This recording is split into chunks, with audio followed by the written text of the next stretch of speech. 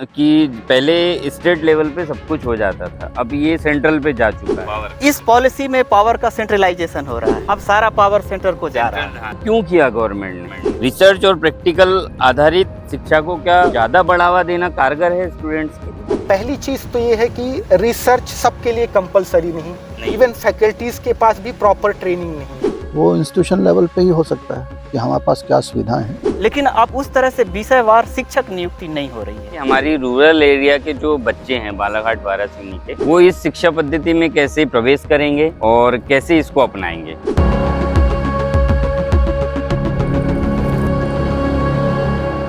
नमस्कार, मैं विलास उरकुड़े we official podcast से। आज मैं हूं एसएसपी कॉलेज वाराणसी में और आज ये पॉडकास्ट बहुत खास होने वाला है क्योंकि इसी कॉलेज से मैंने पढ़ा है और आज मेरा ये सौभाग्य है कि आज असिस्टेंट प्रोफेसर हमारे doctor VK Singh, doctor Domdatt sir और डॉक्टर हेमंत मंडाली सर के साथ हम एक विशेष पॉडकास्ट करने वाले हैं जो एनईपी पे होने वाला है। जी हाँ, न्यू एजुकेशन पॉलिसी पे। अब देखते हैं कि 5+3+3+4 का जो फार्मूला है, जो 10+2 के बाद आया है, वो कितना कारगर साबित होगा हमारे विद्यार्थियों के लिए, स्कूल के विद्यार्थियों के लिए, कॉलेज के विद्यार्थियों के लिए। सभी बातों को पूर्ण रूप से जानेंगे इस पॉडकास्ट में हम सभी, आप भी और हम भी। तो इस पॉडकास्ट को जरूर देखिएगा और जरूर शेयर कीजिएगा। और मैं आपको बता दूं कि ऐसे ही वीडियोस देखने के लिए चैनल को सबसे पहले सब्सक्राइब जरूर कीजिएगा। तो चलिए इस अहम और मुद्दे वाले पॉडकास्ट को शुरू करते हैं हमारे एसएसपी कॉलेज के गणमान्य असिस्टेंट प्रोफेसर के साथ। तो सबसे पहले सर का परिचय लेंगे। तो मैं VK Singh, assistant professor zoology से। तो सर, सबसे पहला सवाल मेरा न्यू एजुकेशन पॉलिसी पे ये रहेगा कि नई शिक्षा नीति 2020 कब से लागू हुई और इसकी मुख्य विशेषताएं क्या है? नई शिक्षा नीति 2020 में लागू हुई थी, पर जो 2020 में लागू हुई थी उसका ऑर्डिनेंस दूसरा था।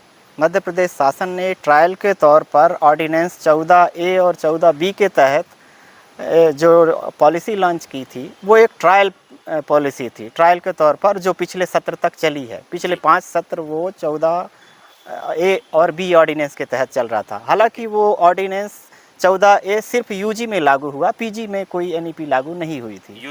यूजी में लागू हुआ था। इस सत्र से मध्य प्रदेश शासन ने यूजी और पीजी दोनों में नए ऑर्डिनेंस 14(1) और 14(2) के तहत उन्होंने पॉलिसी लॉन्च की है। और उस पॉलिसी के तहत काफ़ी बदलाव किए गए हैं, मेजर और माइनर और जो भी। तो जो 4-5 साल ट्रायल हुआ, उस ट्रायल के आधार पर माइनर और मेजर और उसमें बहुत सारी यूनिट्स में मेजर परिवर्तन किया गया है। वो आप विषय वाइज देखेंगे, आर्ट, साइंस, कॉमर्स में तो काफ़ी परिवर्तन आपको देखने को मिलेगा। तो कुछ कमियां जो रह गई थी वो कमियां इस ऑर्डिनेंस में दूर की गई हैं। फिर भी बहुत सारी चीज़ें तो छूटी जाती हैं। अच्छा, तो जैसे जैसे हम लोग पढ़े हैं, 90s के जो बच्चे पढ़े हैं वो 10+2 पे पढ़े हैं, ठीक है। लेकिन नई शिक्षा पद्धति में जो अभी आई है न्यू एजुकेशन पॉलिसी, उसमें 5+3+3+4 है। तो इसको कैसे डिवाइड करेंगे आप, कैसे है ये? यानी नए राष्ट्रीय शिक्षा नीति 1986 में ये प्रोविज़न था। उस टाइम पे नर्सरी का बहुत जोर नहीं था, तो इसलिए सीधे सीधे बच्चा 10+ में 1, 2, 3, 4, 5, 6, 10वीं कक्षा तक बच्चा स्कूल एजुकेशन हासिल करता था। अब चूँकि ज़्यादातर पेरेंट्स बच्चों को नर्सरी में ट्रेनिंग देना चाहते हैं, तो अब उसके लिए उन्होंने वो जो +5 शुरू किया है। पहला 3 साल वो नर्सरी में रहेगा और पहली और दूसरी कक्षा वो करेगा, तो 5।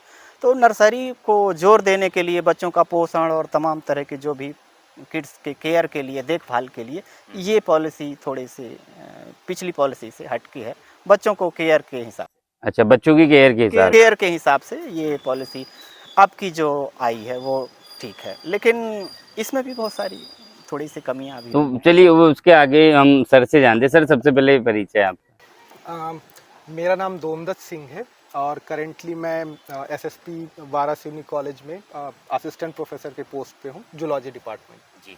तो जैसे सर ने बताया 5+3+3 जो 4 का जो एक मैप है जो अभी शिक्षा नीति में आया है, तो उसको थोड़ा सा हम एक्सप्लेन करना चाहेंगे क्योंकि कई सारे पेरेंट्स भी देखेंगे इस पॉडकास्ट को और कई सारे बच्चे भी देखेंगे। थोड़ा सा एक्सप्लेन करना चाहेंगे, तो हम आपके द्वारा जानना चाहेंगे, कैसे इसको एक्सप्लेन करें?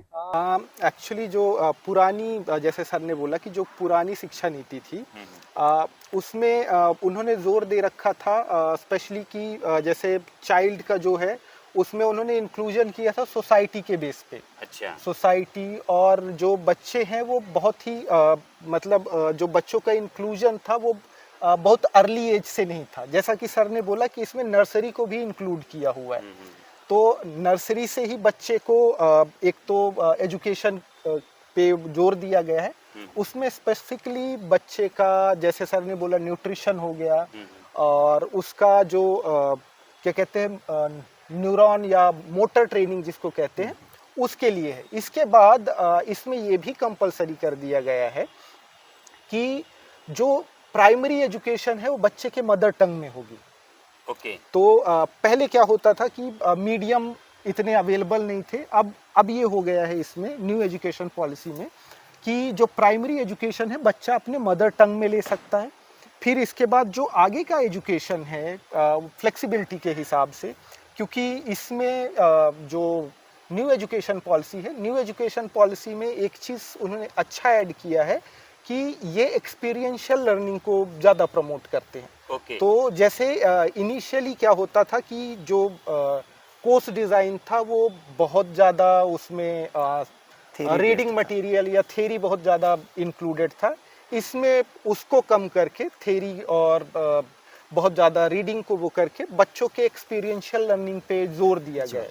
इवन उनके हाई स्कूल और हायर सेकेंडरी स्कूल के टाइम पे भी ये प्रावधान है कि वो बच्चा जाके कहीं बाहर भी एक्सपीरियंशियल छठवीं कक्षा से वोकेशनल एजुकेशन शुरू कर। जैसे कि पहले बच्चे को 6 साल की उम्र में स्कूल में डाला जाता था, अब नया प्रावधान ये है कि 3 साल की उम्र में बच्चा स्कूल जाएगा और पहले जो 5 साल है वो नर्सरी से लेकर दूसरी कक्षा तक, राइट? और रीजनल लैंग्वेज जो है तीसरी के बाद से चालू होगी, ठीक है? तो आपको ऐसा नहीं लगता कि कहीं ये जो शिक्षा पद्धति है, जैसे रीजनल लैंग्वेज में बच्चा पढ़ता है तो उसको अगर दूसरे स्टेट में अगर वो फिर जाता है यूनिवर्सिटी में तो कहीं प्रॉब्लम होगी? इसमें एक चीज़ को देखना ज़रूरी है कि कोई भी बच्चा जनरली ये होता है कि कोई भी बच्चा जो उसका प्री स्कूल एज है उस टाइम पे बच्चा नहीं जाता, उसके पास ऑप्शंस हैं कि दूसरी लैंग्वेज भी पढ़ सकता है। और मेरा मानना ये है कि जैसे एक कॉमन लैंग्वेज जो कि इंग्लिश है वो है ही कॉमन, और क्योंकि बच्चा रीजनल लैंग्वेज में वो चीज़ें सीख रहा है जो अगर मैं एक एक्सपीरियंस शेयर करना चाहूँ, इवन हमारे केसेस में भी हम लोग भी गांव से पढ़े हुए हैं, तो गांव में जनरली ये होता है कि बच्चों को जनरली इंग्लिश और दूसरे लैंग्वेज नहीं समझ आते, तो इनिशियली बच्चे को कॉन्सेप्ट देने के लिए वो है। जैसे जैसे बच्चे का डेवलपमेंट होता जाएगा वैसे वैसे दूसरी भाषाओं में भी उसकी पकड़ आएगी और ये आगे बेनिफिशियल रहेगा। ऑब्वियसली इंग्लिश जो है एक कॉमन लैंग्वेज होगी उसमें। इंग्लिश इसलिए कॉमन लैंग्वेज होगी क्योंकि यहाँ का बच्चा अगर बाहर भी जाता है, प्राइमरी अगर बात की जाए तो हमारे देश के जो बच्चे हैं, देश के जो युवा है, वो ज़्यादातर फॉरेन कंट्रीज में काम इसलिए कर पाते हैं क्योंकि उनको इंग्लिश आती है। चाइना और जापान के लोग आपको नहीं दिखेंगे, तो मुझे ऐसा लगता है कि इंग्लिश पे भी थोड़ा जोर देना चाहिए। आपका क्या कहना है? इसमें एक करेक्शन है। एक्चुअली अगर आप किसी भी स्पेशली अगर अमेरिकन किसी भी यूनिवर्सिटी में देखोगे आप, तो इंडियन से ज़्यादा आपको चाइनीज़ मिल जाएंगे। ओके। तो ऐसा नहीं है कि वहाँ पे, पर उनकी भी जो ट्रेनिंग है इनिशियली उनके मदर टंग में होती है, देन वो डिसाइड करते हैं। जैसा कि मैंने आपसे जब बात हुई थी तो मैंने एक चीज़ बताया था कि इंडिया में जनरली बच्चों के साथ प्रॉब्लम ये है कि पहले से वो डिसाइड नहीं कर पाते उनको क्या करना है, और एक एज तक लगभग देखते रहते हैं ऑप्शंस, और एक एज के बाद जब थोड़ी पढ़ाई कर लेते हैं, बैकग्राउंड नॉलेज आ जाता है, इसके बाद उनको रियलाइज़ होता है कि इस पर्टिकुलर फील्ड में मुझे जाना है। और उस पर्टिकुलर फील्ड में जाने के अलावा जैसे अगर मान लीजिए कोई एक बच्चा है, पहले आर्ट्स पढ़ रहा था, अचानक से उसको इंटरेस्ट आ गया कि मुझे इंजीनियरिंग पढ़नी है। अब उस केस में ये होगा कि पहले के अगर पुरानी एजुकेशन पॉलिसी की बात करें तो उसमें उसके पास दूसरा ऑप्शन नहीं था। यहाँ पे वो बच्चा वहीं से स्विच कर सकता है, क्योंकि इसमें एक और प्रावधान है जिसको हम लोग कहते हैं चॉइस बेस्ड क्रेडिट सिस्टम। तो वो बच्चे के चॉइस के हिसाब से, वो चाहे उसका हॉबी हो या फिर चाहे उसका प्रोफेशनल नीड हो, उसके हिसाब से वो चीज़ें चेंज कर सकता है। तो दूसरा क्वेश्चन मेरा ये रहेगा कि जैसे पुरानी शिक्षा नीति जो थी 1986 और नई शिक्षा नीति 2020, इसका अगर मुख्य अंतर देखा जाए जो कि आसानी से हम समझा सके दर्शकों को, तो मुख्य अंतर क्या है इसमें? जो पुरानी एजुकेशन पॉलिसी है उसमें स्टडी करने के बाद मुझे ये लगा कि पुरानी शिक्षा नीति में ये था कि एक डोमेन स्पेसिफिक पढ़ाई होती थी। अच्छा। लेकिन वहाँ भी अगर हम लोग पुरानी एजुकेशन पॉलिसी को देखें तो वहाँ भी मल्टी डिसिप्लिनरी शब्द आया था और उसका यूज़ भी होता था। इवन अगर आप IITs में देखोगे तो बहुत सारे ऐसे डिपार्टमेंट्स हैं जो मल्टी डिसिप्लिनरी काम इससे पहले भी कर रहे थे। लेकिन जो न्यू एजुकेशन पॉलिसी है, न्यू एजुकेशन पॉलिसी में एक अच्छी चीज़ इंट्रोड्यूस हुई जो कि मल्टी डिसिप्लिनरी के साथ साथ मल्टी डोमेन भी था। मल्टी डोमेन का मतलब ये है कि आप किसी एक पर्टिकुलर फील्ड से हैं और दूसरे पर्टिकुलर फील्ड में हैं। जैसे कि अगर मैं बायोलॉजिकल साइंस का हूँ और अगर मुझे इंजीनियरिंग की ज़रूरत पड़ रही है तो मैं इंजीनियरिंग जाके पढ़ सकता हूँ, या मुझे आर्ट्स की ज़रूरत पड़ रही है मैं आर्ट्स पढ़ सकता हूँ। नंबर 1 ये हुआ। दूसरी सबसे अच्छी चीज़ है इसमें न्यू एजुकेशन पॉलिसी में मल्टीपल एंट्री और मल्टीपल एग्जिट। पहले क्या होता था कि पहले जो स्टूडेंट है, मान लीजिए उसने किसी पर्टिकुलर कोर्स में एडमिशन लिया और अगर वो कोर्स 3 साल का है और उसने पूरे 3 साल कंप्लीट नहीं किए, मान लीजिए किसी वजह से उसने 1 साल में या 2 साल में छोड़ दिया, तो उसके जो 2 साल या 1 साल थे वो वेस्ट जाते थे। लेकिन इस न्यू एजुकेशन पॉलिसी की वजह से ये है कि अगर वो बच्चे ने 2 साल में भी छोड़ा तब भी उसको डिप्लोमा मिलेगा, 1 साल में छोड़ा तो सर्टिफिकेट कोर्स मिलेगा, 3 साल में अगर उसने छोड़ा तो उसकी डिग्री हो जाएगी। इवन अगर चौथे साल गया तो उसको बैचलर्स विथ ऑनर्स मिलेगा। तो ये सुविधाएं इसमें आ गई हैं। और कुछ बचा हो और उसमें एक चीज़ ये भी है कि अगर बच्चा 2 साल बाद किसी कारण से छोड़ रहा है, किसी काम में या इमरजेंसी में, तो 1 साल या 2 साल बाद वो वापस एडमिशन लेके उस डिग्री को पूरा कर सकता है। एक अच्छा, यानी किसी कारणवश बच्चे की पढ़ाई रुक जाती है तो वो फिर से वहीं से कंटिन्यू कर सकता है। उसका ऐसा कोई प्रावधान नहीं कि गैप सर्टिफिकेट लगाना पड़ेगा या ओके, चलिए ठीक है।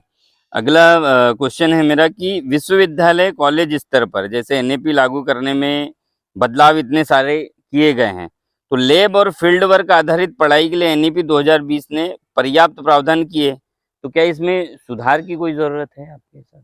सुधार की बहुत ज़्यादा गुंजाइश है, जी बताइए। क्योंकि पुरानी पॉलिसी में जो भी चीज़ें थी उस हिसाब से पॉपुलेशन थी, हमारी कैपेसिटी थी।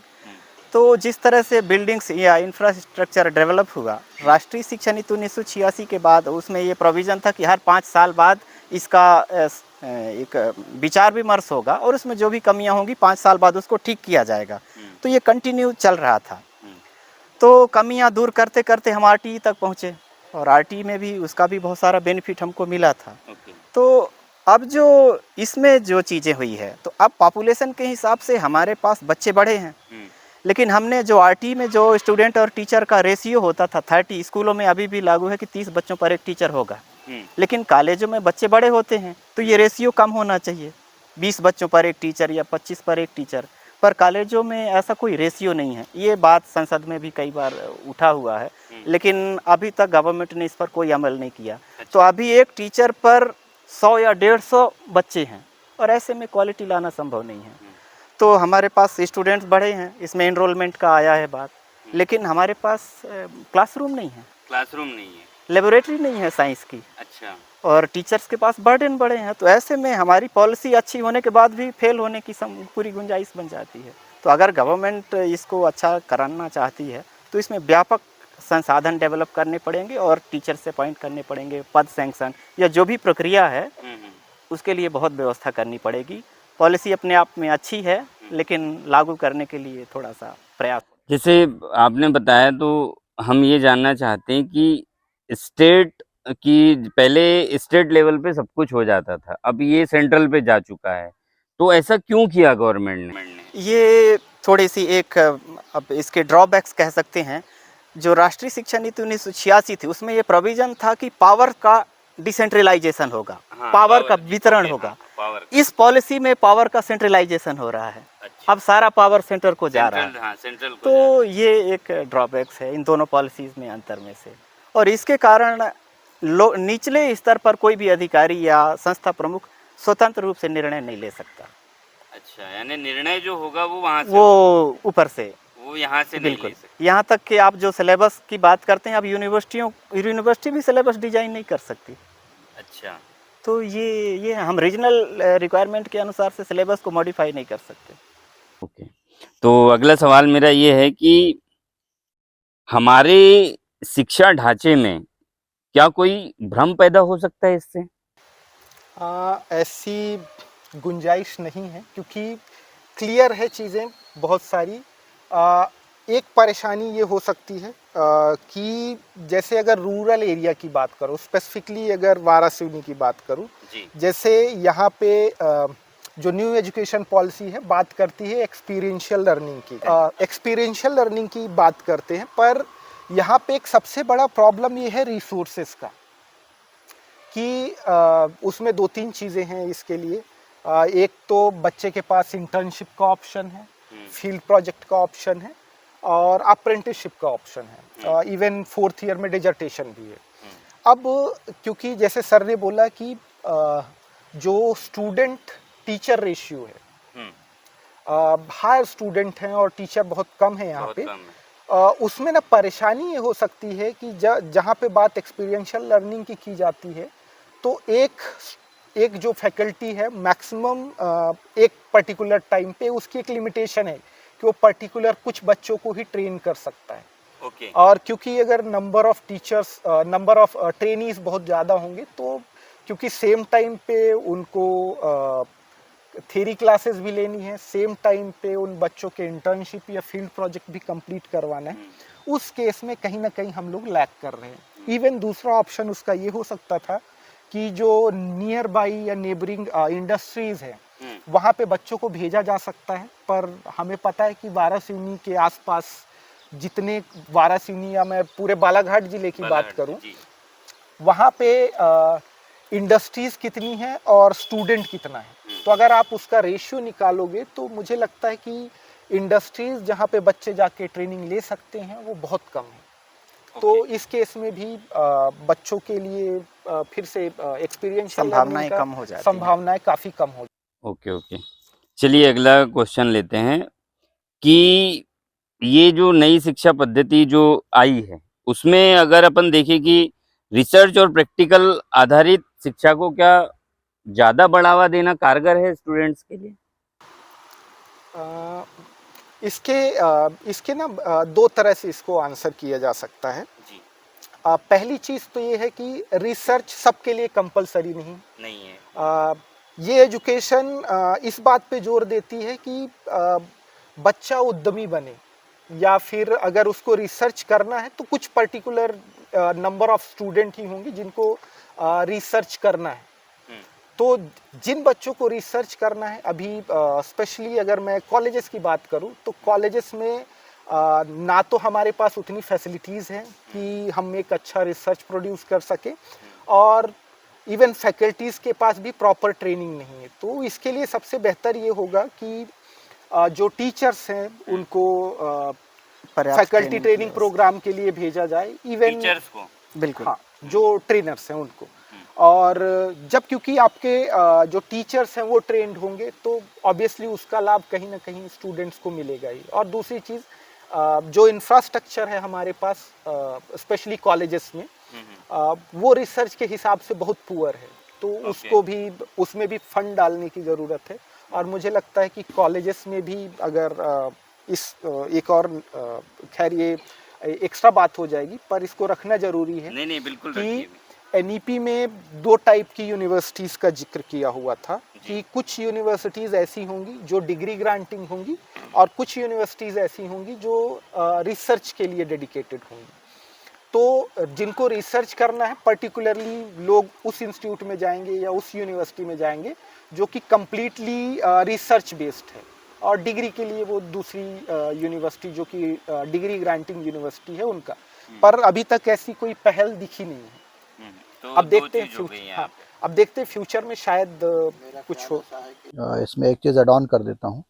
अब हालांकि वो अपने जो दोनों साथी हैं वो अपने ज्ञान और उसके हिसाब से चीज़ों की चर्चा कर रहे हैं, बट अभी ये पॉलिसी शुरू है, इनिशियल स्टेज में है, इसमें बहुत सारे अभी संभावनाएं हैं। जो प्लान है उस हिसाब से ही चीज़ों को मैनेज करना है ना। बिल्कुल। और अभी हम एकदम अर्ली स्टेज में हैं एनईपी के हिसाब से, क्योंकि अभी इस साल फिर नया बदलाव आ गया पीजी स्तर पे, बहुत सारी चीज़ें नई हो रही हैं। इंस्टीट्यूशन वाइज ऐसा है कि जो सुविधाएं जिस इंस्टीट्यूट में हैं उसको वो पहले प्रमोट करें, ऑप्शंस हैं उनके पास में उपलब्ध इस चीज़ के लिए। तो जो इंस्टीट्यूट जिस चीज़ में बेहतर कर सकता है वो करे, क्योंकि ये एनईपी तो एक जनरलाइज है, सबके लिए है। हम अपने इंस्टीट्यूट में क्या बेहतर कर सकते हैं, क्या बच्चों के लिए और एक्सपोजर ला सकते हैं, वो इंस्टीट्यूशन लेवल पे ही हो सकता है कि हमारे पास क्या सुविधाएं हैं, उस हिसाब से हम बच्चों को प्रमोट करें। अदरवाइज जो एनईपी का जो प्रेजेंट स्ट्रक्चर है वो मतलब एक प्रैक्टिकल वे में बच्चों को एंटरशिप या एंटरप्रेन्योरशिप के लिए आगे बढ़ाने में काफ़ी फायदेमंद है, क्योंकि वो जो स्विच करने का ऑप्शन है, इन्होंने जैसे पहले ही बोला कि मान लो जब भी कोई आर्ट्स बैकग्राउंड का लड़का है और उसको यदि इच्छा हुई कि उसको बायोलॉजी में या बायोटेक में या उस फील्ड में या इवन मैथमेटिक्स इंजीनियरिंग में जाना है, तो उसके पास ऑप्शन उपलब्ध है, कोई मनाही नहीं है। ऐसा नहीं है कि पहले बच्चे ने नहीं पढ़ा तो वो कैपेबल नहीं होगा, उसको लगता है कि आज करना तो आज स्विच कर जाएगा, उसके पास ऑप्शन है। पहले ये चीज़ नहीं थी, अब आ गई है। तो ये जो है बच्चों के लिए एक ऑप्शन खोल देता है कि उसको क्या करना है। ये इम्पोर्टेंट एस्पेक्ट है अभी एनईपी का। सर जैसे अभी आपने बताया ये बात, तो मेरे ध्यान में एक बात है कि एक एडिशनल नाम की चीज़ होती थी पहले 11th-12th में, कि अगर आप बीए के छात्र हैं, तो एडिशनल में कोई एक्स्ट्रा कोर्स ले सकते थे बीएससी, तो उसके बारे में थोड़ा-सा एक्सप्लेन कीजिए कि वो क्या इससे अलग है या उसी को कुछ इसमें से सुधार किया गया है? वो नई एजुकेशन पॉलिसी में वो आइडिया इसमें मर्ज हो गया। मर्ज हो गया। अब बच्चे के पास ऑलरेडी बहुत सारे ऑप्शन हैं किसी भी स्ट्रीम से पेपर सेलेक्ट करने का, तो वो उसकी ज़रूरत अब नहीं पड़ी। उसकी ज़रूरत नहीं अब नहीं पड़ेगी। होगी, बिल्कुल। एडिशनल में बहुत सारे रिस्ट्रिक्शन थे, अब इसमें वो रिस्ट्रिक्शंस खत्म हो गए। ओके। उसमें रिस्ट्रिक्शंस हाँ, थे, इसमें अब रिस्ट्रिक्शंस ओपन हो गया। हाँ, ओपन हो जनरली वो बच्चे उसको यूटिलाइज करते थे 11th और 12th तक। हाँ, 11th-12th तक, राइट। अब आप कॉलेज लेवल पे इवन उससे भी अगर हायर एजुकेशन के लिए भी जाते हो, तब भी आप इस सुविधा का लाभ ले सकते हो। ओके। चलिए नेक्स्ट क्वेश्चन लेते हैं हम, कि जो हमारे विद्यार्थी हैं, उनको सबसे बड़ा लाभ क्या मिलेगा? पढ़ लिख तो लेंगे, चलो उसके बाद इंटर्नशिप भी करते हैं, तो उनको लाभ ऐसा क्या मिलेगा इस शिक्षा नीति से कि वो फुलफिल हो जाए? आपके अकॉर्डिंग क्या कहते हैं आप? अब इस एजुकेशन में जो जैसा सर ने कहा, इसमें बच्चे के पास चॉइस है कि वो अपने पसंद के विषय सेलेक्ट कर सकता है। तो इसलिए वो अब अगर अपने पसंद से विषय सेलेक्ट करता है और मेहनत से पढ़ाई करता है, तो निश्चित रूप से अपनी जिज्ञासाओं को शांत कर पाएगा और वो संतुष्ट होगा। और इसमें अल्टीमेटली डिग्री या कोर्स कंप्लीट करने के बाद जॉब चाहिए, और जॉब के लिए ये है कि बच्चा इंटर्नशिप अच्छे से करे, और अगर वो किसी काम में ट्रेंड होता है तो निश्चित रूप से उसके पास रोजगार की संभावना अच्छी होगी। जैसे पहले देखा जाता था कि 3 साल का जो है स्नातकोत्तर डिग्री होती थी, अब 4 साल की हो गई है। और सेकंड चीज सेमेस्टर वाइज हो गया। अभी यूजी में सेमेस्टर लागू नहीं हुआ यहाँ। तो अब जो है ये सेमेस्टर तो अभी डिग्री में है मास्टर लेवल में, है ना? तो ये कैसे, यानी ये क्यों किया गया?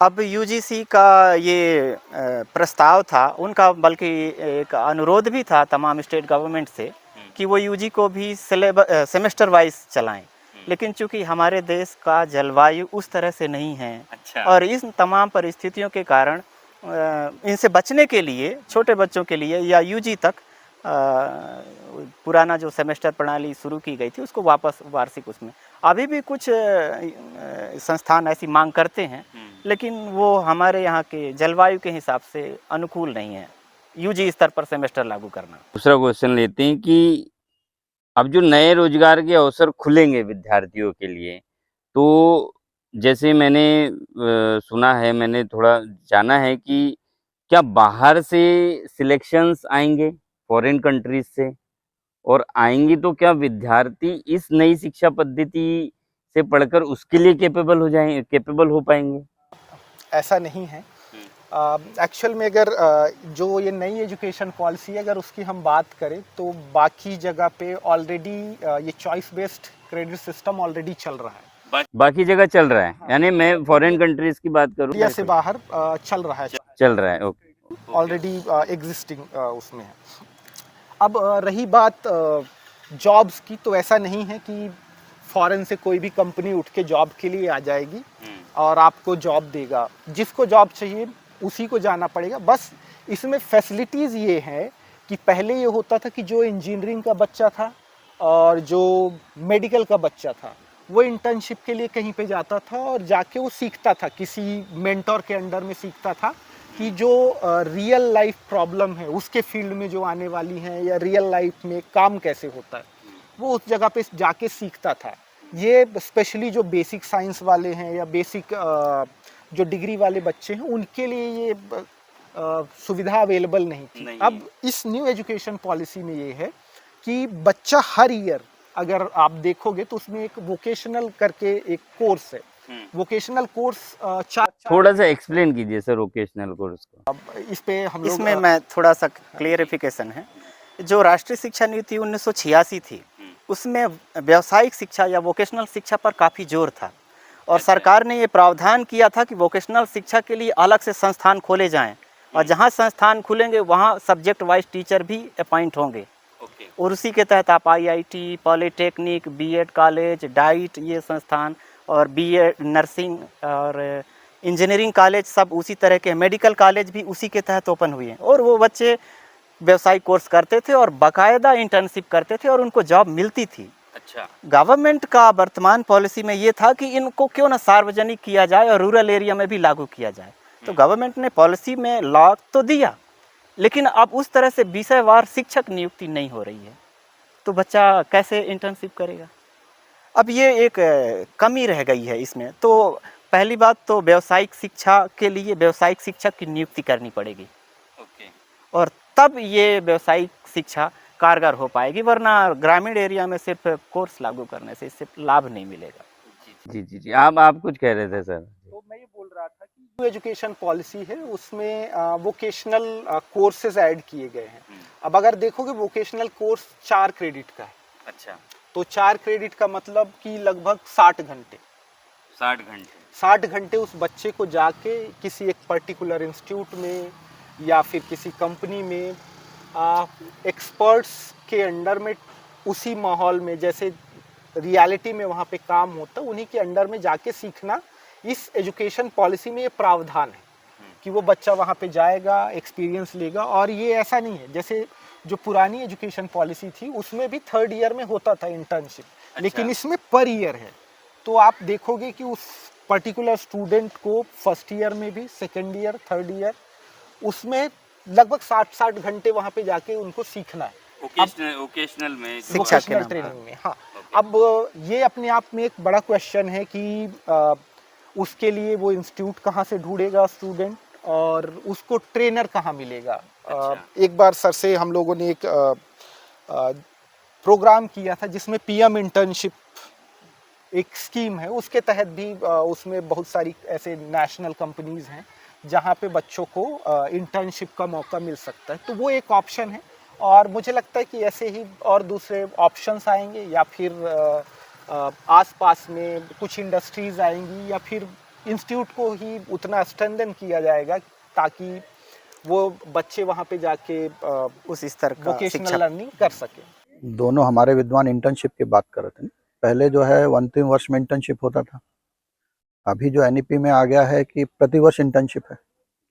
इंटर्नशिप का पर्पस ही यह है कि जो विद्यार्थी है वो पढ़ाई के साथ साथ उस विधा में, उस फील्ड में जिसमें उसको इंटरेस्ट है, उस पे वो जाना चाहता है, उसी फील्ड पे उसको क्या डिफ़िकल्टीज़ हैं, संस्थागत परेशानियाँ क्या है, संस्था वो क्या चाहती है, स्पेशलाइज़्ड क्या चाहती है, ताकि वो सीखे और उस फील्ड में वो आगे बढ़े।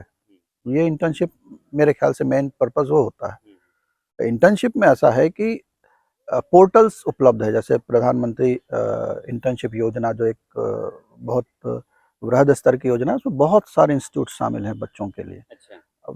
अलग अलग विधाएं हैं, अलग अलग प्रकार हैं, वैरायटीज बहुत हैं। बच्चों को क्या करना है, उस पोर्टल में जाके रजिस्ट्रेशन करना है। हम लोग तो प्रयास करते हैं जब भी महाविद्यालय में आते हैं उनको सूचनाएं हर तरह से बताने का, पर विद्यार्थियों को अब चूंकि स्वयं जागरूक जो विद्यार्थी आगे बढ़ जाता है, फिर भी उस पोर्टल में जाके विद्यार्थियों को अपने आप को रजिस्टर करना है। उसमें चॉइस बहुत सारे ऑप्शंस आ जाते हैं ना। बच्चे को जिसमें इंटरेस्ट है उस इंटर्नशिप मतलब उस जगह जाने के लिए इंटर्नशिप के लिए अप्लाई करेगा। इंस्टीट्यूशन स्तर से उसको जो भी सपोर्टिव चीज़ों की आवश्यकता है इंस्टीट्यूट उसको सपोर्ट करेगा। बच्चे को उस जगह जाना है और इंटर्नशिप करनी है ना। वो एक चीज़ इसमें ओपन है और प्रतिवर्ष है, और ये इंटर्नशिप जो है बच्चों के इंटरेस्ट के हिसाब से ही है। तो ये ओपन फील्ड है जो आपकी रेगुलर स्टडीज़ के साथ साथ जो आपको एक मौका देती है कि आप इस तरह से अपने आप को रेडी बना लें जॉब के लिए। क्योंकि मान लीजिए स्पेसिफिक कंपनी की हम जैसे बात कर रहे हैं तो उनका अपना एक रिक्वायरमेंट आता है, वो इंटर्नशिप आपको उसी हिसाब से कराएगी, और आप कंपनी या जो इंस्टीट्यूशन या संस्थान के क्राइटेरिया में आप फिट बैठ जाते हो तो संस्था आपको ऑब्जर्व कर लेगी। बस ये छोटी सी बात है जिसको बच्चों को भी समझना है कि इंटर्नशिप बहुत इम्पोर्टेंट है। उस चीज़ को वो जितना अच्छे से समझेंगे, संस्था के जो शिक्षक हैं वो तो उनको समझाने का प्रयास करेंगे ही, उसमें कोई डाउट नहीं है, उनका काम ही है, हमारा काम ही है वो चीज़, है ना। तो चूंकि उनके पास ऑप्शन उपलब्ध हैं तो इस ऑप्शन में उनको जाना चाहिए। पहले हम ये जानना चाहते हैं कि हमारी रूरल एरिया के जो बच्चे हैं बालाघाट वारासूनी के, वो इस शिक्षा पद्धति में कैसे प्रवेश करेंगे और कैसे इसको अपनाएंगे, ये हम जानना चाहते हैं। मध्य प्रदेश शासन जनवरी और फरवरी में सारे महाविद्यालयों को, शासकीय महाविद्यालयों को ये आदेशित करती है कि आप कॉलेज स्कूल जाकर के संपर्क करें, कॉलेज चलो अभियान के नाम से। तो सभी कॉलेजों से एक टीम कॉलेज की वो अपने आसपास के कैचमेंट एरिया में सभी हायर सेकेंडरी स्कूलों को कवर करती है और बच्चों को आवश्यक जानकारी एडमिशन के संबंध में प्रदान करती है। तो जो भी पेरेंट्स अगर इस वीडियो को देख रहे हैं उनको अपने बच्चों को या बच्चे देख रहे हैं तो उनको भी ये समझना है कि जब भी टीम आए, जो अभी 12th पढ़ रहे हैं, तो जब टीम आए तो अपने दिमाग के या मन में जो भी जिज्ञासाएं हैं वो टीम से सारे प्रश्न पूछ लें। और जैसे ही उनका 12th का एग्ज़ाम होता है और रिजल्ट आता है, मई में रजिस्ट्रेशन चालू हो जाता है, कॉलेज में रजिस्ट्रेशन चालू शुरू हो जाता है ऑनलाइन रजिस्ट्रेशन। तो बच्चे को ये चाहिए कि इसके पूर्व में वो जो भी टीम आती है उनसे पर्याप्त जानकारी जुटा ले, और अगर इसके बाद भी कन्फ्यूजन है तो सारे महाविद्यालयों में हेल्प डेस्क बने होते हैं। बच्चा अगर विषय के संबंध में कोई डाउट है उसको, विषय चुनाव में, तो वो वहाँ पे जाए, पहले आवश्यक जानकारी ले ले और इसके बाद वो रजिस्ट्रेशन करे और विषय भरे तो ज़्यादा बेहतर होगा। कई बार देखने में आ रहा है कि 2 महीने 3 महीने बाद कुछ बच्चे विषय परिवर्तन कराने के लिए आते हैं, तो कुछ तो विकल्प होता है कि कुछ विषय चेंज हो जाते हैं, पर कुछ विषय लॉक हो जाते हैं जो चेंज नहीं होते बाद में। और इसके लिए ज़रूरी है कि बच्चे पूरी जानकारी विषय संबंधी प्रवेश के पहले रखें, तो ये बेहतर होगा। सर, आप कुछ ऐड करना चाहेंगे? हाँ, तो इसमें अगर मैं बात करूँ जो सबसे ज़्यादा कन्फ्यूजन होता है बच्चों के मन में, क्योंकि एक तो पूरा का पूरा कोर्स चेंज हो चुका है, तो जो इनसे पहले वाले जो स्टूडेंट थे उनको भी आइडिया नहीं, तो उनसे पूछ के समझ में नहीं आता। अब अगर कोर्स का स्ट्रक्चर देखें हम लोग, तो कोर्स का स्ट्रक्चर कुछ इस तरह से है कि जो अभी हाल ही में जो नया ऑर्डिनेंस आया है, क्या है 14B 14 1 और 2 हाँ, 14 14 1 कह सकते हैं। थोड़ा सा एक्सप्लेन करके ठीक है। बताइए। तो जो ये ऑर्डिनेंस है, तो इस ऑर्डिनेंस में क्या होता है कि जो मेजर सब्जेक्ट होगा बच्चे का, उस मेजर सब्जेक्ट में अभी उसको 3 पेपर पढ़ने होंगे। उसी मान लीजिए कि कोई एक पर्टिकुलर बच्चा है, मैं साइंस का एग्जांपल देके बताता हूँ कि अगर उसने बायो ग्रुप लिया हुआ है और बायो में अगर वो जूलॉजी मेजर ऑप्ट करता है तो उसमें उसको मेजर के 3 पेपर पढ़ने पड़ेंगे। अच्छा। अब इसके अलावा उसके पास ऑप्शन है दूसरा, वो माइनर ले सकता है वो बच्चा। तो माइनर वो कुछ भी ले सकता है, वो चाहे तो बॉटनी ले सकता है, केमिस्ट्री ले सकता है, इवन फिजिक्स भी ले सकता है वो दूसरे स्ट्रीम के भी सब्जेक्ट ले सकता है, और उसमें उसको 2 पेपर पढ़ने हैं। ओके। फिर इसके अलावा जो तीसरा है, पहले हमारे यहाँ पे होता था इलेक्टिव, अब वो इलेक्टिव चेंज होके उसका नाम हो गया multi disciplinary course. Multi disciplinary course का जो प्रावधान था, अभी उसमें बहुत सारा चेंज चल रहा है, पर मल्टी डिसिप्लिनरी उसके नाम से ही पता चल रहा है कि मल्टीपल डिसिप्लिन में से किसी एक में भी आप जा सकते हो। तो जैसे जो शुरू में हम लोगों ने पढ़ा था इस ऑर्डिनेंस को, तो इसमें ये था कि मल्टी डिसिप्लिनरी में वही बच्चा जाएगा जिसने वो कोर्स ऑलरेडी ना पढ़ रखा हो स्कूल के टाइम पे, हायर सेकेंडरी या हाई स्कूल के टाइम पे, स्पेशली हायर सेकेंडरी के टाइम पे वो कोर्स लेगा। इसके अलावा उसमें वोकेशनल कोर्स है, फिर उसमें उसका फील्ड प्रोजेक्ट या इंटर्नशिप है। तो वोकेशनल जो पहले हम लोग बात कर चुके, वोकेशनल में जाके वो किसी जगह पे जाके रियल लाइफ एक्सपीरियंस लेता है उस फील्ड का। और इसके बाद उसमें इंटर्नशिप है, इंटर्नशिप में फील्ड प्रोजेक्ट हो सकता है, और अगर 4th ईयर में वो जाएगा तो उसको अप्रेंटिसशिप का ऑप्शन होगा। अच्छा, अप्रेंटिस का ऑप्शन होगा। हाँ। तो कोर्स का डिज़ाइन कुछ इस तरह से, और बच्चे इसमें सबसे ज़्यादा कन्फ्यूजन क्रिएट करते हैं, स्पेशली क्योंकि कैफ़े वाले के पास गए, कैफ़े वाले ने अपने हिसाब से सब्जेक्ट भर दिया। तो यहाँ पे बच्चों को ये चीज़ सोचना होता है कि वो फ्यूचर में क्या करना चाहते हैं, उसके हिसाब से अपने कोर्सेज डिज़ाइन करें। अगर बच्चों को लगता है कि उनको लाइफ साइंस में आना है तो मेजर लाइफ साइंस रखना चाहिए। या कभी कभी होता है कि उस टाइम पे बच्चों के मन में ना 2 चीज़ें होती है, हम सभी पढ़ते हैं, हमारे 2 फेवरेट सब्जेक्ट होते हैं। हाँ, सभी के 2 फेवरेट सब्जेक्ट। तो अगर 2 फेवरेट सब्जेक्ट है, तो अगर उसमें उसको कंटिन्यू करना है तो सजेशन यही होता है कि आप जो आपका सबसे फेवरेट सब्जेक्ट है, जिसमें आप कंटिन्यू करना चाहते हैं, उसको मेजर की तरह रखें, और जिसको आप बैकअप रख रहे हैं उसको माइनर की तरह रखें। तो ये क्योंकि ज़्यादा वेटेज कैरी करते हैं और ज़्यादा आवर्स पढ़ने होते हैं इन सब्जेक्ट्स को आपको। तो अगर आप वाइजली उसको सेलेक्ट करोगे, तो अगर बाद में दोनों मेजर और माइनर दोनों में से अगर आपको आगे पीजी करना है तो इतनी परेशानी नहीं होगी। लेकिन अगर आपका मल्टी डिसिप्लिनरी जो सब्जेक्ट है उसमें जाओगे तो आपको एक्स्ट्रा क्रेडिट अर्न करने पड़ेंगे। तो मतलब एक्स्ट्रा क्रेडिट का मतलब ये कि एक्स्ट्रा आवर्स आपको पढ़ाई करना पड़ेगा। आप वो दोनों मोड पे कर सकते हो, आप उसको फिजिकल मोड पे भी कर सकते हो, और आप उसको ऑनलाइन मोड पे भी कर सकते हो। तो यूजीसी रिकॉग्नाइज्ड कुछ वेबसाइट्स हैं, एक स्वयं है, स्वयं पोर्टल, तो वहाँ से भी आप अपने टोटल कोर्स का 20%, अभी तो फिलहाल 20% आप कोर्सेज उस स्वयं पोर्टल से भी कंप्लीट कर सकते हैं। कि अगर मान लीजिए आपको ज़रूरत है, वो ऑटोमेटिक आपके एकेडमिक क्रेडिट बैंक में जाके जमा हो जाएगा। बाद में जब आपकी मार्कशीट बनेगी तो उसमें वो कंप्लीटली शो होगा। सर, एक बड़ा ही अलग टाइप का थोड़ा क्वेश्चन मैं आपसे करना चाह रहा हूँ कि जो पहले के 5 साल है वो नर्सरी से स्टार्ट होंगे 2री क्लास तक, और पहले बच्चा जाता था 6 साल में स्कूल, अब बच्चा जाएगा 3 साल में स्कूल। तो क्या उसकी जो मानसिक बुद्धि है वो घर पे अलग डेवलप होती थी और अब अलग डेवलप होगी, ऐसा कुछ है? क्योंकि वो तो खेलेगा भी अब स्कूल में ना। 3 साल का बच्चा कहाँ पढ़ाई करेगा? 3 साल का बच्चा तो खेलने ही जाएगा। तो ये एजुकेशन पॉलिसी थोड़ा सा मैं समझना चाहूंगा, आप क्या समझते हैं इसके बारे में?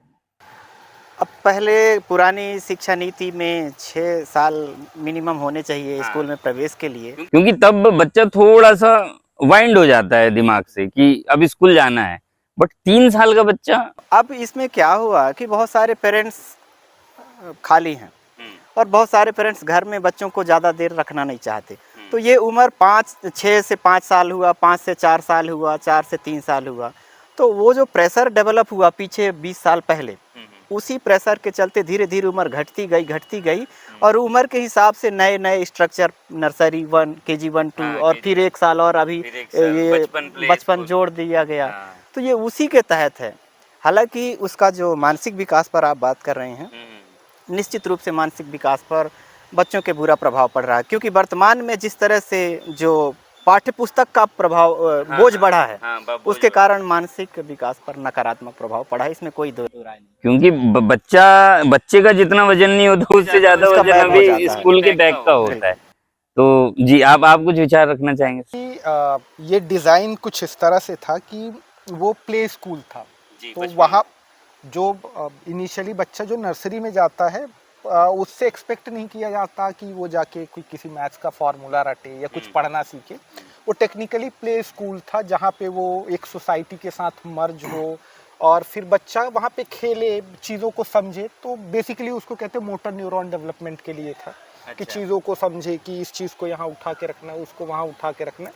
वो टेक्निकली इसलिए नहीं था कि उसको किताबी ज्ञान दिया जाए। बिल्कुल। लेकिन अब उसको दुर्भाग्य बोल सकते या जो भी आप बोलो उसको, हमने बहुत बच्चे में अपने वो देख लिए, क्या कहते हैं, अपने सपने देख लिए कि पहले से अगर वो पढ़ेगा, आकांक्षाएं बच्चों से जुड़ गई कि ऐसा करेगा, पहले से पढ़ेगा तो बहुत आगे रहेगा। बहुत आगे रहे, क्योंकि डेवलपमेंट की एक अलग अलग स्टेज होती है और एक पर्टिकुलर एज पे जाके ही बच्चे का जो बौद्धिक विकास स्टार्ट होता है। तो वैसा नहीं है कि आप पहले प्री स्कूल भेज देंगे और उससे ट्रेंड हो जाएगा, वो ट्रेंड हो जाएगा। वो एक्चुअली सर ने सही बोला कि वो कहीं ना कहीं प्रेशर डालता है, पर स्कूल और सोसाइटी को भी समझना चाहिए कि वो सिर्फ प्ले स्कूल है, प्ले स्कूल से ज़्यादा कुछ नहीं। अभी एक बात और है कि वर्तमान में बहुत सारे पेरेंट्स आपस में अपने बच्चे को ज़्यादा स्मार्ट बनाने के लिए ज़्यादा स्मार्ट बच्चों के ऊपर ज़रूरत से ज़्यादा प्रेशर देते हैं। कई सारी क्लासेस लगवा देते हैं। स्कूल से निकला नहीं बच्चा, घर पहुंचा तुरंत कोचिंग, सुबह कोचिंग, शाम कोचिंग। इससे बच्चों का बचपना प्रभावित हो रहा है। तो एक पेरेंट्स को क्या संदेश देना चाहेंगे? हमारा ये उद्देश्य होगा कि बच्चे को कम से कम 6 साल तक उसको खेलने दें। और अभी तो जो नई पॉलिसी आई उसमें ये है खेल खेल में बच्चे को सीखना है। तो 6 या जो 5 साल पहले हैं उसमें बच्चे को खेलने दें। वो जो भी सीखता है उसको नेचुरली सीखने दें, पर प्रेशर नहीं डालें। इसका प्रभाव आप देखें, मैं जो एक टीचर होने के नाते फील कर रहा हूँ वो ये है कि अगर आप बच्चे को 12 साल 15 साल स्कूल में घिसाएंगे तो हायर एजुकेशन में बच्चा ऊब जाएगा। और यही कारण है कि बच्चे हायर एजुकेशन में जब काम की पढ़ाई की बारी आती है तो उसकी रुचि खत्म होने लगती है और फिर बच्चा रेगुलर एजुकेशन नहीं लेता। वो फिर गलत या इधर संगत, या उसको अब जॉब चाहिए, पैसा चाहिए, अपने सपने या जो भी संगत जिस तरह का है। तो ये उसी का परिणाम है कि आपने उसका बचपना खाया, अब वो गलत रास्ते पर वो प्रभावित भटक रहा है। मानसिक तौर पर वो पेरेंट्स से प्रताड़ित हो चुका है। वो स्कूल में जो बंधा 15 साल गुजारा है, स्कूल कॉलेज में थोड़ा ओपन मिला क्या कि वो फिर पूरा ही ओपन हो गया। तो ये जो कंडीशन आई है ये उसका परिणाम है। तो जब सीरियस होने की बारी आई तो बच्चा तब तक ऊब चुका था मानसिक रूप से। तो ये नर्सरी का एक प्रभाव है। तो हमारा पेरेंट्स को कम से कम इतना सलाह है, आग्रह है कि आप बच्चों को 6 साल 7 साल, यहाँ तक कि मैंने भी है, मेरी अपनी बेटी को 3 साल तक स्कूल नहीं भेजा। जब इच्छा हो जा, नहीं इच्छा है मत जा। और वो 3 साल तक नहीं गई। मतलब पढ़ती थी घर में, मम्मी पढ़ा रही, मैं भी पढ़ा रहा हूँ जब भी मेरे को टाइम मिला। और जब जाती थी परीक्षा के टाइम पे बीच बीच में उसका जाना होता रहा, लेकिन मैंने प्रेशराइज नहीं किया। और अभी उसका ठीक ठाक मिडिल स्कूल क्रॉस हो रहा है। तो वो मैं चाहूँगा कि बच्चों को प्रेशराइज ना करें, ताकि जब 18 साल तक बच्चा पहुँचे तो एजुकेशन से ऊबे नहीं। बिल्कुल, क्योंकि ऊब गया तो फिर वो आगे पढ़ना कुछ नहीं, फिर आपकी सारी अपेक्षाएं और सपने आकांक्षाएं धरी की धरी। और फिर इससे क्या होगा, बच्चे और पेरेंट्स के बीच में फिर गैप आ जाएगा। गैप नहीं, विरोध की स्थिति। बच्चे लड़ने पर फिर आपकी सपने पूरे नहीं होंगे। आप फिर बोलेंगे मैंने तेरे पीछे इतना खर्च किया, उतना खर्च किया। और फिर पिछले साल जो एक घटना घटी, अपने बगल में एक बच्चे ने पेरेंट्स की हत्या कर दी जो, तो आपने देखा कि ये उसी तरह डिप्रेशन के शिकार बच्चे हैं। तो बच्चों को प्रेशराइज नहीं करें, कम से कम नर्सरी और प्राइमरी एजुकेशन। ये नीति जो है ग्रामीण और शहरी शिक्षा के बीच की जो खाई है उसको कम कर पाएगी?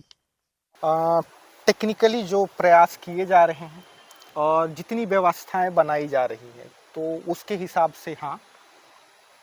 अब अगर देखेंगे कि जैसे जो 2019 के बाद जो थोड़े टीचर्स बढ़े हैं, अलग अलग जगह से पढ़ के आए हुए टीचर्स, इवन जो पहले के भी थे, वो अपने साथ अलग अलग एक्सपीरियंस लेके आते हैं।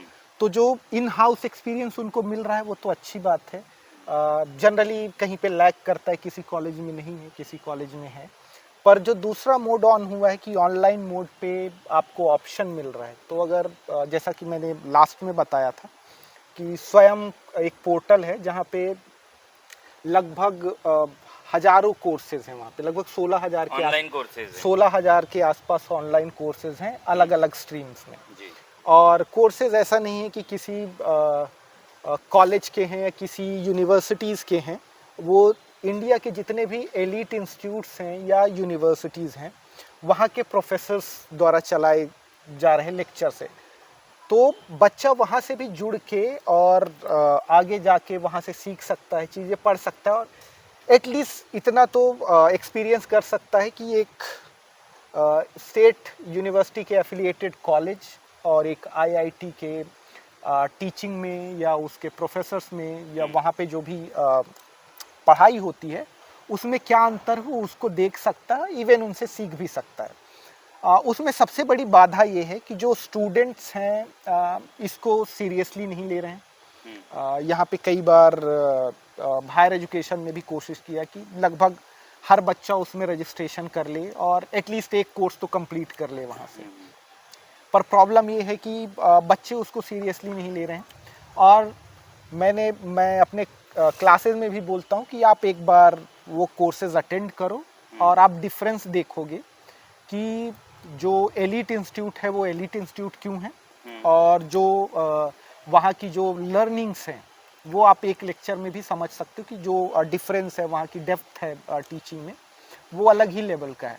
तो अगर इस बात को बच्चे समझें कि वहाँ से कोर्सेज किए जा सकते हैं, आपके जो यहाँ पे बहुत सारे ऐसे कोर्सेज भी हैं जहाँ पे हमारे जिसके लिए हमारे पास सफिशिएंट फैकल्टी नहीं है, वो कोर्सेज वहाँ से करके उस गैप को ऑनलाइन किया जा सकता हाँ है। उस गैप को बच्चे फिल कर सकते हैं। अब वो टोटली डिपेंड करता है कि स्टूडेंट्स कितने ईगर हैं उस चीज़ को कंपनसेट करने के लिए। पर आप जो पूछ रहे हैं कि जो ये गैप्स है स्पेशली जो एलीट इंस्टीट्यूट की टीचिंग है और जो दूसरे कॉलेजेस की टीचिंग है, उनमें वो गैप ऑब्वियसली वो भरा जा सकता है। और अभी इंटरनेट का टाइम है, आप कहीं भी बैठ के किसी भी प्रोफेसर की क्लास अटेंड कर सकते हैं। इसमें एक चीज़ मैं और जोड़ना चाहूँगा कि जो पुरानी पॉलिसी थी उसके तहत यूनिवर्सिटी अपने सिलेबस डिजाइन करती थी पुरानी पॉलिसी में, और ऑटोनॉमस कॉलेजों को भी ये इतनी वो यूजीसी ने उनको अधिकार दे रखा था कि वो अपने लिए सिलेबस डिजाइन करते थे। और जो रूरल एरिया के इंस्टीट्यूट थे वो उन पर डिपेंड होते थे यूनिवर्सिटी पे।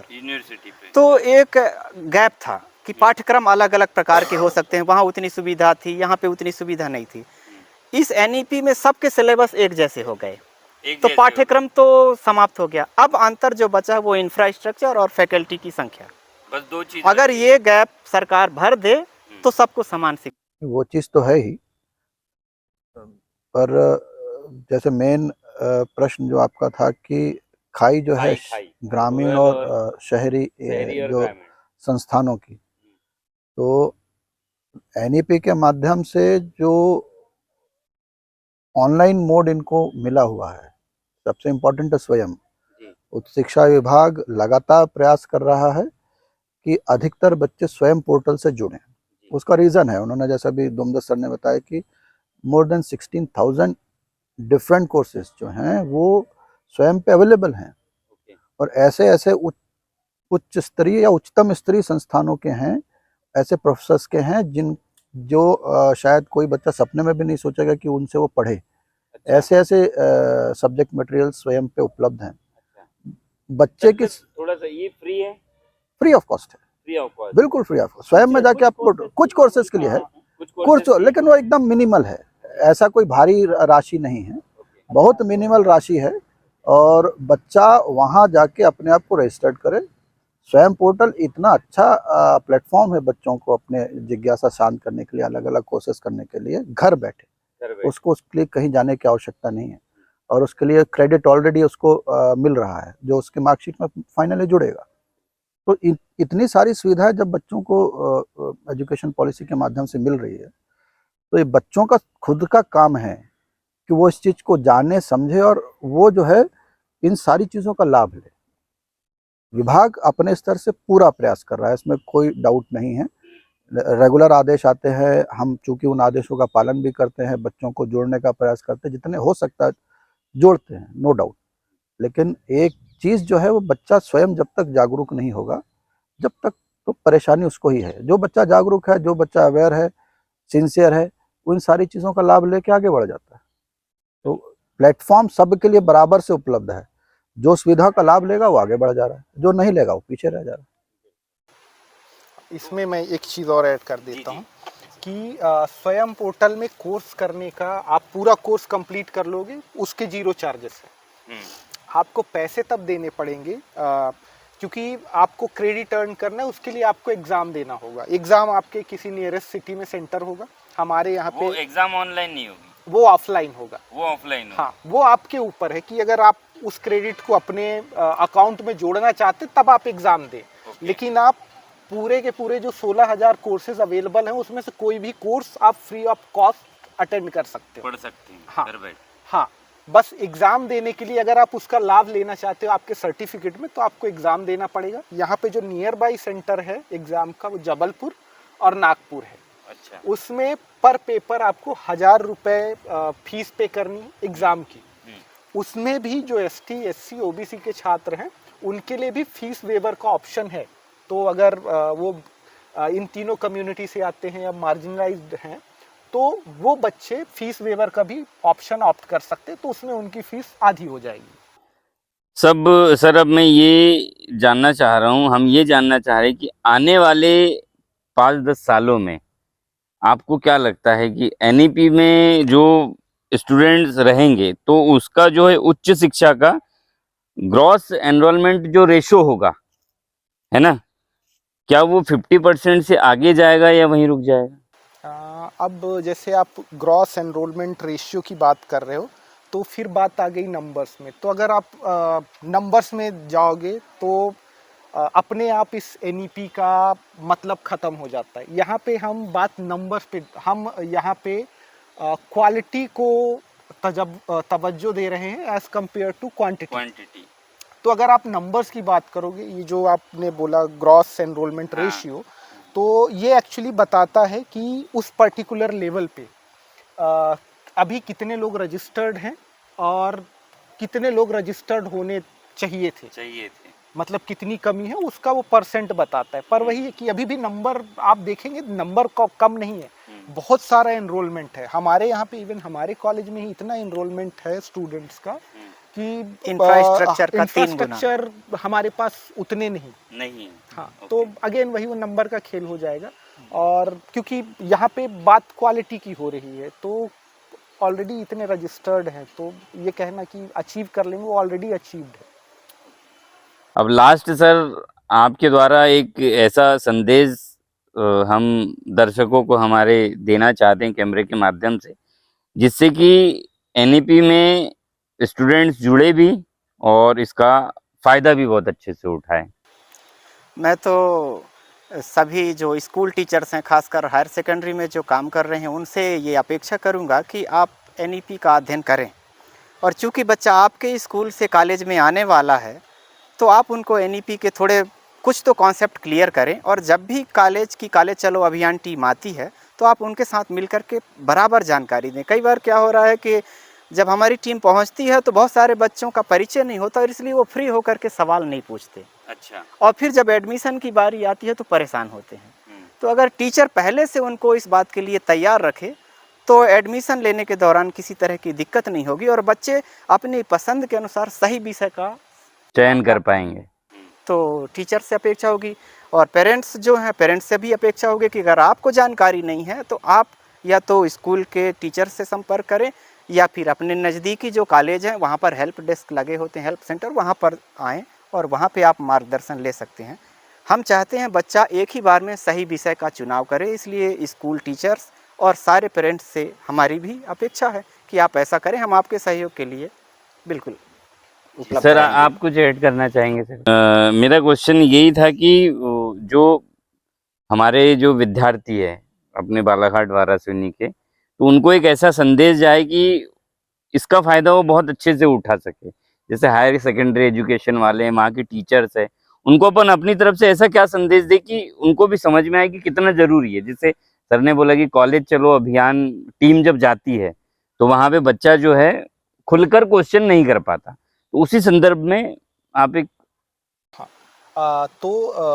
इसके लिए सबसे ज़्यादा ज़रूरी चीज़ ये है कि पहली चीज़ तो जो स्टूडेंट है जो आ रहा है कॉलेज में, वो इतना बड़ा हो चुका होता है कि उसका आने वाले टाइम पे भला क्या हो सकता है, बुरा क्या हो सकता है, वो समझने लायक हो जाता है।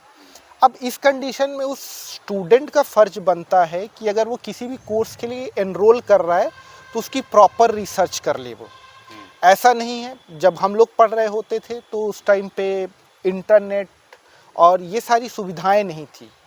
अब हर बच्चे के पास मोबाइल फ़ोन है, उसमें इंटरनेट अवेलेबल है और इंटरनेट में मुझे लगता है कोर्स से रिलेटेड सारी जानकारी है। अगर इसके बाद भी कोई बच्चा जिसको लग रहा है कि वहाँ पे इंटरनेट में उसको सफिशिएंट मटेरियल नहीं मिल रहा है या मटेरियल को वो समझ नहीं पा रहा है, जैसा सर ने बोला कि वो अपने टीचर से संपर्क करे। अगर टीचर से संपर्क नहीं कर पा रहा तो मैं उन बच्चों से रिक्वेस्ट करूँगा कि वो आप डायरेक्टली कॉलेज में आ जाएं और रिस्पेक्टिव डिपार्टमेंट्स में जाके टीचर से बात कर लें, समझ लें कोर्स का स्ट्रक्चर। और मैं इस बात के लिए फुल्ली ओपन हूँ कि कोई भी अगर स्कूल का बच्चा आएगा मुझसे पूछने तो मुझे ज़्यादा खुशी होगी उसको बताने में भी, और इस बात की भी खुशी होगी कि बच्चा सजग है। और वो मुझे लगता है कि और मेरे जितने भी साथी हैं वो भी इस बात से पीछे नहीं हटेंगे और बच्चों की हेल्प करेंगे। तो अगर जिनको परेशानी लग रही है, जिन बच्चों को कोर्स को समझने में, डेफिनेटली अपने पास के कॉलेज में जाके उनसे संपर्क करें, वो हर तरीके से वो आपकी मदद करेंगे। अक्सर जैसे आपने बोला कि कॉलेज चलो अभियान टीम की बात हमने की, तो ये कब जाते हैं स्कूल्स में? हमारा अभियान जनवरी से शुरू हो जाता है। जनवरी जैसे शासन के निर्देश आते हैं, जनवरी फरवरी, और हमारी 2 या 3 लोगों की टीम जाती है और बच्चों के क्लास में हमारे प्रदर्शनी और उनसे वार्तालाप होती है। हम पूरी पॉलिसी समझाते हैं, लेकिन बच्चा चूँकि छोटा होता है या जो भी कारण है वो समझ नहीं पाते या रुचि नहीं लेते। और इसमें हम थोड़े से वहाँ के प्राचार्यों से भी अपेक्षा चाहेंगे कि जो हायर सेकेंडरी के प्राचार्य हैं वो जब हमारी टीम जाती है तो उनका सहयोग करें, उसको एक फॉर्मेलिटी के तौर पर ना लें, क्योंकि बच्चों के भविष्य का